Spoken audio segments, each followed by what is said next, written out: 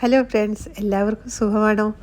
ഇന്ന് നമ്മൾ ചോറിനൊപ്പവും ചപ്പാത്തിക്കൊപ്പവും ഒക്കെ കഴിക്കാൻ പറ്റുന്ന നല്ലൊരു ഒഴിച്ചുകറിയാണ് ഉണ്ടാക്കാൻ പോകുന്നത്. വെണ്ടയ്ക്ക വെച്ച് പെട്ടെന്ന് ഈസി ആയിട്ട് ഒരു ഒഴിച്ചുകറി എങ്ങനെയാണ് ഉണ്ടാക്കുന്നതെന്ന് നോക്കാം. വെണ്ടയ്ക്ക ഇതുപോലെ ചെറിയതായിട്ട് അരിഞ്ഞെടുക്കുക. അപ്പോൾ വെണ്ടയ്ക്ക ഇങ്ങനെ ചെറിയതായിട്ട് ഇങ്ങനെ നേർത്ത കഷ്ണങ്ങളാക്കിയാണ് അരിഞ്ഞ് എടുക്കുന്നത്. ഏകദേശം ഒരു 1/2 കിലോ വെണ്ടയ്ക്കായ അരിഞ്ഞ് എടുത്തിട്ടുണ്ട്. ഇനി നമുക്ക് മൺചട്ടിയാണ് ഞാൻ എടുത്തിരിക്കുന്നത്. മൺചട്ടിക്കകത്തിലേക്ക് വെളിച്ചെണ്ണ ഒഴിച്ചു കൊടുത്ത് നമുക്ക് സവാള ചെറുതായി അരിഞ്ഞത് ഇട്ട് കൊടുക്കാം. ഈ മൺചട്ടിക്കകത്തിലൊക്കെ കറി വെക്കുമ്പോൾ ഒരു പ്രത്യേക സ്വാദാണ്. അതുകൊണ്ടാണ് മൺചട്ടിക്കകത്തിലൊക്കെ കറി വയ്ക്കുന്നത്. ഇനി നമുക്ക് പച്ചമുളക് കൂടെ ഇട്ട് കൊടുക്കാം. പച്ചമുളക് ചെറുതായിട്ട് അരിഞ്ഞതും കൂടെ ഇട്ട് കൊടുത്ത് നല്ലതായിട്ട് ഒന്ന് വഴറ്റിയെടുക്കുക.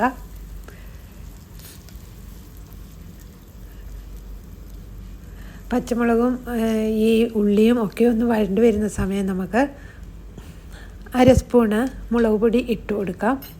അതിനുശേഷം 1/4 സ്പൂൺ മഞ്ഞൾപ്പൊടിയും കൂടെ ഇട്ട് കൊടുക്കാം. ഫ്ലെയിം ഇപ്പോൾ ഇച്ചിരി കുറച്ച് ഇടുക. എന്നിട്ട് നമുക്ക് ഇതെല്ലാം കൂടി ഒന്ന് നല്ലതായിട്ടൊന്ന് വഴറ്റിയെടുക്കാം. ഇനിയും ഈ ഉള്ളിക്കൊക്കെ വേണ്ടിയ ഉപ്പ് ഇട്ട് കൊടുക്കാം. ഉപ്പൂടെ ഇട്ട് കൊടുത്തിട്ട് വീണ്ടും ഒന്നുകൂടെയൊക്കെ ഒന്ന് ഇളക്കി കൊടുക്കുക.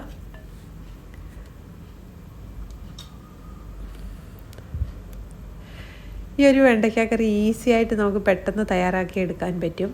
അപ്പോൾ രാവിലെയൊക്കെ നമുക്ക് ചപ്പാത്തിക്കൊപ്പം ഒക്കെ കഴിക്കണമെന്നുണ്ടെങ്കിൽ പെട്ടെന്ന് തയ്യാറാക്കി എടുക്കാൻ പറ്റും കേട്ടോ.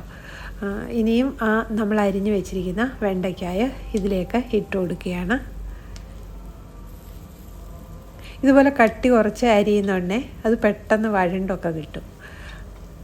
അതുപോലെ തന്നെ ഈ മൺചട്ടിക്കകത്തിലായതുകൊണ്ട് ഇങ്ങനെ വെണ്ടയ്ക്ക അങ്ങ് കുഴഞ്ഞൊന്നും പോവുകയില്ല. അതിൻ്റെ പശപ്പൊക്കെ ഉണ്ടല്ലോ അതൊന്നും കൂടുതലായിട്ട് വരികയില്ല. ഇനി ഇതെല്ലാം കൂടെ ഒന്നുകൂടെയൊക്കെ ഒന്ന് ഇളക്കി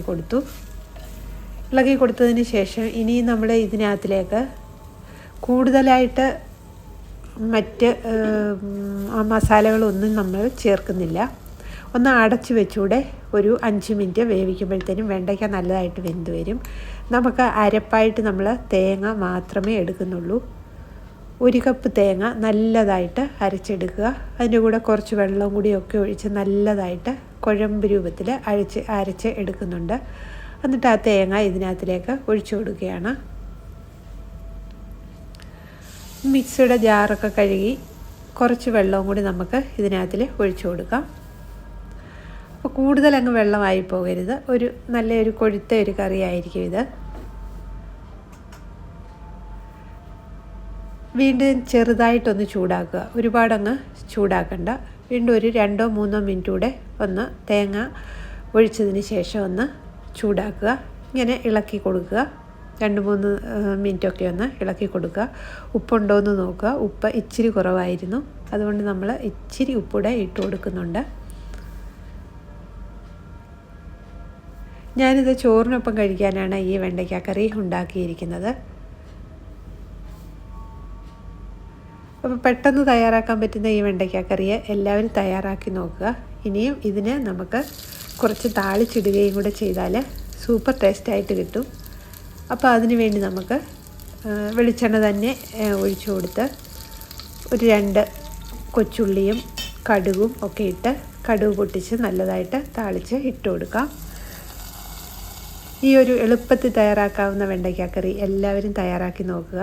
എല്ലാവർക്കും ഇഷ്ടപ്പെടും.